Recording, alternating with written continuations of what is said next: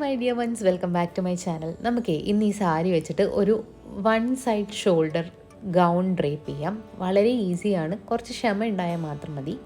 അപ്പോൾ സാരിയുടെ പല്ലൂടെ സൈഡ് എടുത്തിട്ട് നമ്മുടെ ഒരു ഷോൾഡറിലേക്ക് വെക്കുക. ഏത് ഷോൾഡറിൽ വേണമെങ്കിലും വെക്കാം. ഞാനിപ്പോൾ ലെഫ്റ്റ് ഷോൾഡർ ചൂസ് ചെയ്തെന്നുള്ളൂ. എന്നിട്ട് ബാക്കി ക്ലോത്ത് നമ്മുടെ ശരീരത്തിൻ്റെ പുറകിൽ കൂടെ എടുത്തിട്ട് ആ ഷോൾഡറിൻ്റെ അവിടെ നന്നായിട്ട് പിൻ ചെയ്ത് വെക്കുക.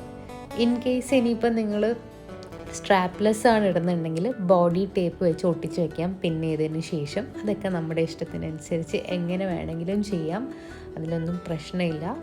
അപ്പം അങ്ങനെ നന്നായിട്ട് പിൻ ചെയ്ത് വെച്ചതിന് ശേഷം നമ്മുടെ കയ്യിലുള്ള ഇലാസ്റ്റിക്കോ ബെൽറ്റോ എന്താണെന്ന് വെച്ചാൽ എടുക്കുക. എൻ്റെ കയ്യിൽ ബെൽറ്റാണ് ഉണ്ടായിരുന്നത്. അപ്പം അത് നന്നായിട്ട് നമ്മുടെ ഹിപ്പിൻ്റെ അവിടെ നന്നായിട്ടൊന്ന് മുറുക്കി കെട്ടുക. ഒത്തിരി മുറുക്കരുത്, എന്ന് വെച്ചാൽ നമുക്ക് ഇതിനകത്തോട്ട് പ്ലീറ്റിങ് ചെയ്യാനുള്ളതാണ്. അങ്ങനെ ബെൽറ്റ് നന്നായിട്ട് കെട്ടിയിട്ട് നമ്മുടെ ബാക്കി വരുന്ന സാരി നേരെ പുറകിൽ കൂടെ ഫ്രണ്ടിലേക്ക് കൊണ്ടുവരാം, ഫുൾ സാരിയും. എന്നിട്ട് ചെറിയ ചെറിയ പ്ലീറ്റ്സ് ആയിട്ട് നമ്മുടെ ആ ബെൽറ്റിലേക്ക് ടക്കിൻ ചെയ്ത് കൊടുക്കുക.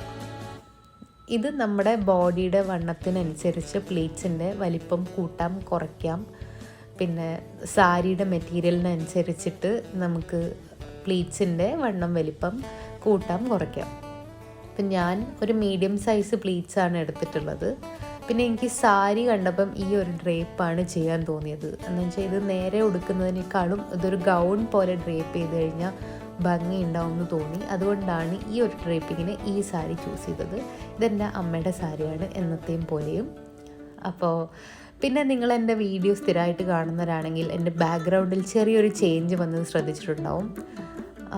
പ്ലെയിൻ വോളായിരുന്നു. അപ്പം ഞാനൊരു ചേഞ്ചിന് വേണ്ടി കുറച്ച് സ്റ്റിക്കേഴ്സ് ഓർഡർ ചെയ്തു. കുറേ ഓർഡർ ചെയ്തെങ്കിലും ഒട്ടിച്ച് വന്നപ്പം ആ ഫ്രെയിം ഫില്ലായില്ല. അപ്പോൾ പുതിയ സ്റ്റിക്കേഴ്സ് വീണ്ടും ഓർഡർ ചെയ്യണം. അപ്പം നമ്മൾ നേരത്തെ പറഞ്ഞ ആ ഒരു പ്ലീറ്റിംഗ് ചെയ്ത് നമ്മുടെ പുറകിലെത്തിയിട്ടുണ്ട്.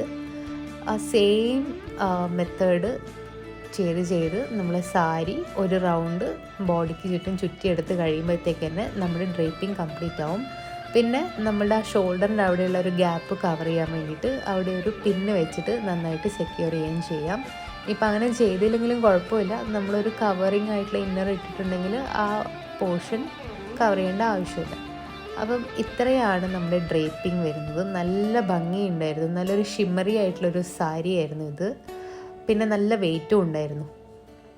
അപ്പം നമ്മുടെ സാരി ഡ്രേപ്പിംഗ് ഓൾമോസ്റ്റ് കംപ്ലീറ്റ് ആയിട്ടുണ്ട്. നല്ലൊരു റിസൾട്ടാണ് കിട്ടിയത്. ഈ സാരിക്ക് പറ്റിയൊരു ഡ്രേപ്പിംഗ് ആയിരുന്നു, നല്ല ഭംഗിയുണ്ടായിരുന്നു കാണാൻ. അപ്പോൾ അത്രയേ ഉള്ളൂ. നിങ്ങളുടെ അഭിപ്രായങ്ങൾ കമൻസ് ആയിട്ട് രേഖപ്പെടുത്തുക. ചാനൽ സബ്സ്ക്രൈബ് ചെയ്യാത്തവരാണെങ്കിൽ സബ്സ്ക്രൈബ് ചെയ്യുക. അപ്പോൾ അടുത്തൊരു വീഡിയോയിൽ പുതിയൊരു ഡ്രേപ്പിംഗുമായിട്ട് വീണ്ടും കാണാം. Thank you so much for watching.